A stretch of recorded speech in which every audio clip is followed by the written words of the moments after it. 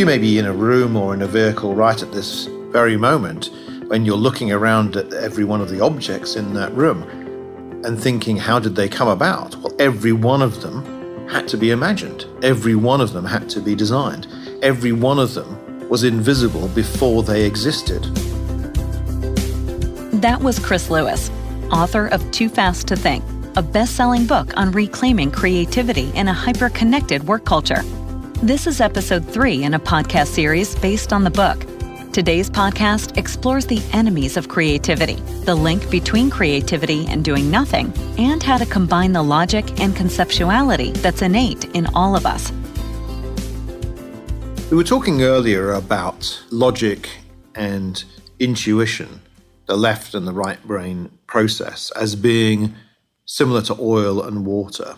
A quote often attributed to Einstein is that the rational mind is a faithful servant, but the intuitive mind is a God-given gift. We honor the servant, but we've forgotten the gift. Well, what does that mean? Well, it means that not everything that counts in somebody's life can be counted, and not everything that can be counted counts.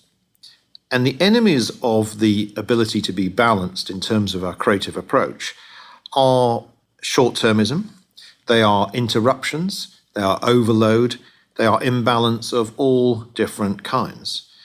Whenever people get short of sleep, for instance, whenever people are constantly interrupted, the presence of their left brain is virtually assured. It's one of the areas that my good friend, Professor Russell Foster from Oxford University, Brasenose College, with his work on circadian rhythms, has studied. Sleep is one of the areas that we don't really understand very much, and we certainly don't understand its effect on creativity. But one of the things that we do know is that sleep effects and the circadian rhythms affect every aspect of the endocrine system, and the endocrine system responds by making us healthier or unhealthy depending on the quality of our sleep.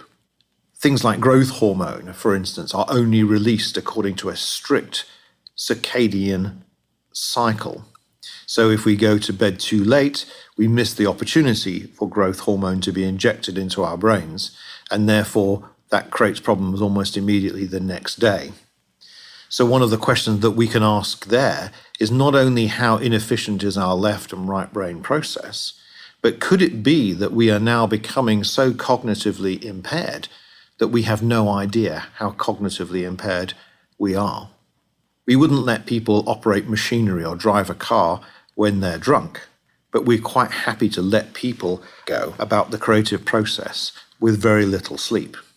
Now, this also points to the fact that when people are so heavily pressurized and under such physical stress, and lack of sleep is a physical stress, that this is a phenomenon that affects some of our most senior positions. If you talk to people who have worked in the White House or in Downing Street in London or the Élysée Palace, they will talk of people making decisions sometimes under great duress.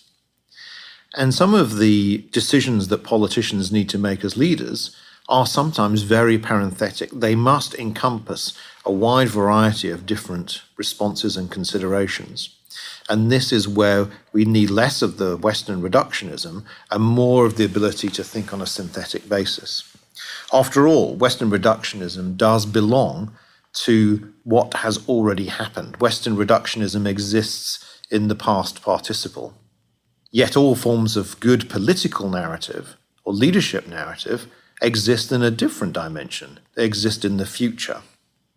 When Martin Luther King promised to lead people to the mountaintop or to make their way across the abyss of humiliation, he was pointing to a world, an ideal world, a utopian world, where people could have the imagination to envisage themselves in it. You may be in a room or in a vehicle right at this very moment when you're looking around at every one of the objects in that room and thinking, how did they come about? Every one of them had to be imagined. Every one of them had to be designed. Every one of them was invisible before they existed. And the same is true of the creative individual. If we want to be a more creative individual, we have to imagine ourselves as being a better creative individual.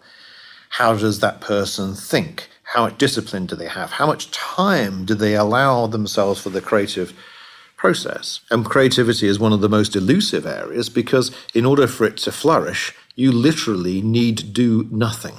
Doing nothing is one of the great provenances of creativity.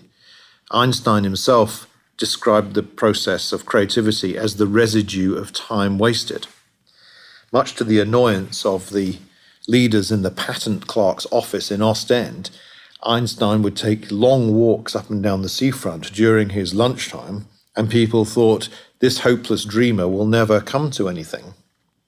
But it's sometimes the people who one imagines are not capable of anything are the people themselves who come up with a creative solution which nobody else could possibly imagine. And this is one of the central paradoxes of the creative process. If one talks to a golfer, an accomplished golfer will always tell you that the epiphany in their golfing career came when somebody told them to stop trying, to grab a hold of the club at 3 out of 10 strength rather than 10 out of 10 strength, not to try and hit the ball as hard as they could, but just swing as if they were throwing a bucket of water over their shoulder. And this is paradoxical because the less they try, the further they hit the ball. It's true of creativity. One has to be able to trust one's innate creative facilities. The faculties that exist within the human being are innate. They're there all the time, and all one has to do in order to allow them to flourish is to allow them the space to be heard. Chris Lewis is founder and CEO of one of the largest independent marketing and communications agencies in the world. He is a journalist and author, including of the best-selling book, Too Fast to Think.